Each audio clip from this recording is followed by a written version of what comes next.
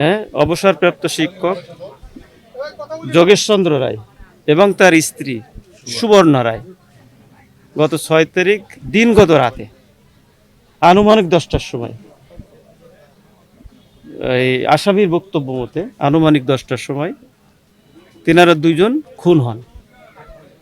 এই খুনের সাথে জড়িত ছিল একজন, তার নাম হচ্ছে মোরসালিন ইসলাম, পিতা রুহুল আমিন। এই আপনাদের এই তারাগঞ্জ থানারই অধিবাসী। তাদের বাড়ির ভিতরে থাকা আম গাছ বেয়ে উঠে ঘরের ছাদ দিয়ে টিনের উপর দিয়ে সে নেমে, ওই পাশে কাঁঠাল গাছ আছে, কাঁঠাল গাছ থেকে নেমে যায়। নেমে চলে যাওয়ার সময় তার হাতে থাকা যে কুড়াল দিয়ে দুইজনকে কুপিয়ে হত্যা করে, সেই কুড়ালটি ওই মজা পুকুরের ভিতরে ফেলে দেয়। তার ওই যে ধার দেনা পরিশোধের জন্য সে চাপে পড়ে পরিশোধ করার জন্য, তো তা কোনো উপায়ন্তর না পেয়ে তখন তার বাড়িতে থাকা ওই কুড়ালটা, যে কুড়ালটা দিয়ে হত্যা করা হয়েছে, সেই কুড়ালটা নিয়ে সে এই কাজটা করে।